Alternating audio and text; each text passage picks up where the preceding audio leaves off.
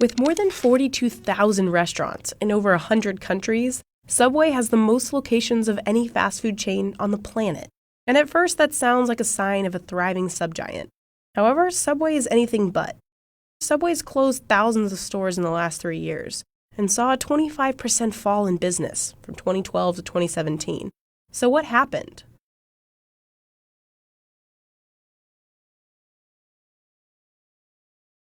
The chain began as Pete's Super Submarines in Bridgeport, Connecticut in 1965. 3 years later, co-founders Fred DeLuca and Peter Buck rebranded it to simply Subway. Subway's famous giant foot-long sandwiches are made right before your eyes, the way you want them. What was so compelling then, and still is today about Subway, is really an open kitchen format. In many ways, they really pioneered that, and the ability to customize your sandwich. The brand redefined fast food with fresh ingredients that customers could see. Compared to other fast food chains at the time, it felt healthy. And it worked. By 1981, there were 200 locations across the U.S., and soon after, Subway went international. In the late 70s and in the 80s and in the 90s, everyone knew about Subway. I mean, they were everywhere. They're still everywhere. That's Joel Labava, an expert in franchising. While each store looks and smells the same, they're all independently owned franchises. The format is pretty simple. You buy a franchise, you get trained, they help you secure a location, they help with a grand opening, and you're open. You're open for business. Follow the several hundred-page operating manual, do the advertising, and customers will come in. Not only were Subway franchises successful, they were, and still are, one of the cheapest chains to franchise. It costs between $116,000 and $263,000 to open a Subway franchise. Compare that to opening a McDonald's, which costs up to $2.2 million. Because Subways were easy to open, the number of stores skyrocketed. Between 1990 and 1998, store locations rose from 5,000 to 13,200. And in that same period of time, gross sales rose by about $2.1 billion.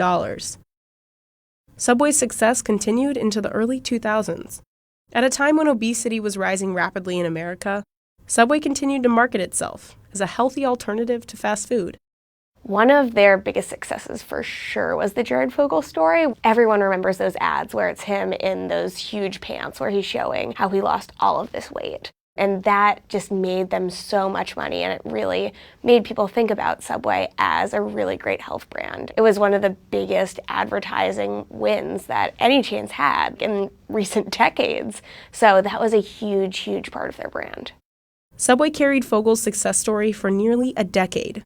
But by 2008, the world was suffering from the effects of the Great Recession. And for many Americans, hunting for deals replaced the obsession with weight loss. So Subway changed up its message. In March 2008, it introduced a new promotion that would come to define the chain.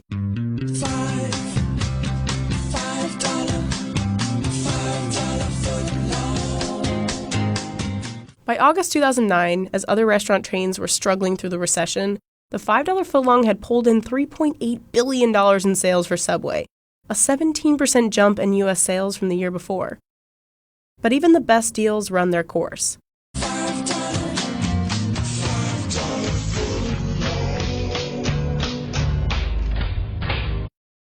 Starting in 2014, Subway sales began steadily dropping.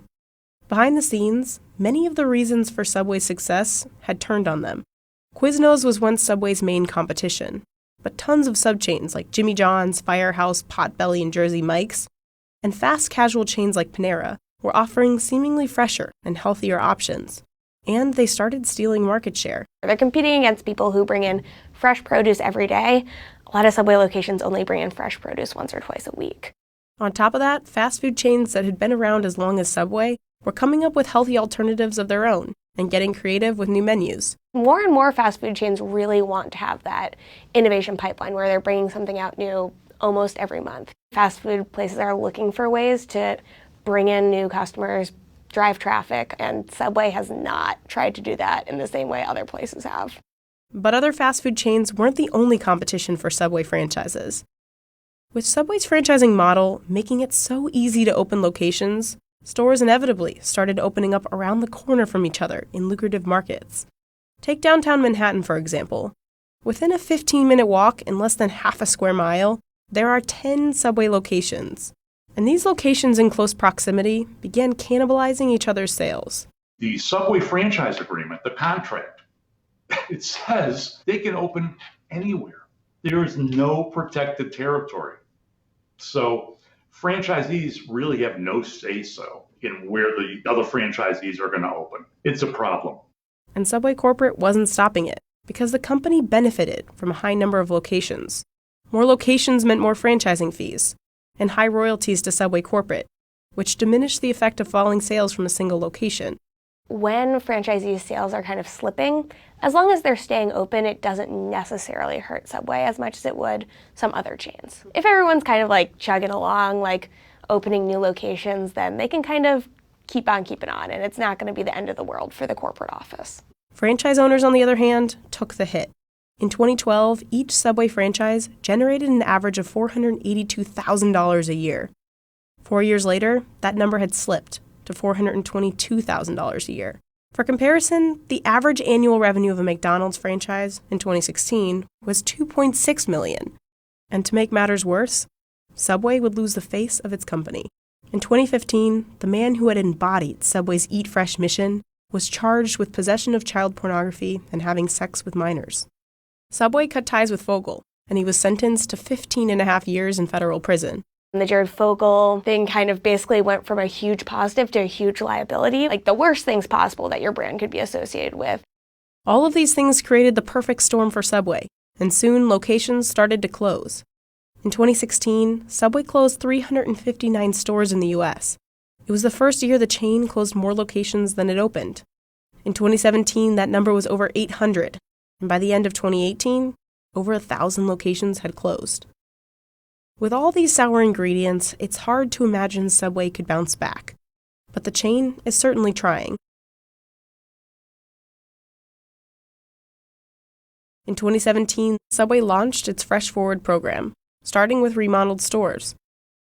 The revamped locations featured new menu boards, Wi-Fi, USB ports, updated furniture, and music. I will give Subway credit. They're doing something interesting. They're offering grants where if a franchisee applies and everything's in line, they can get up to $10,000 towards remodeling. By the end of 2020, over 10,000 locations will have this new restaurant design. But Subway says food is its next priority, and it's backing it up with an $80 million investment in updated menu items. Subway's partnered with the media company Tastemade to develop hundreds of new menu ideas, like the Green Goddess tuna melt and the Southern-style French dip. In 2018, the chain introduced its cheesy garlic bread, its most successful promotion in the last 5 years. And in 2019, a line of ciabatta sandwiches and Halo Top milkshakes hit stores. Historically, Subway would evaluate about 6 or 7 new menu items per month, but we've set up a process and invested in capabilities where we're literally testing at least 100 new menu items every month. As for whether or not all these menu items and revamped designs will stop shuttering stores and dropping business, only time will tell.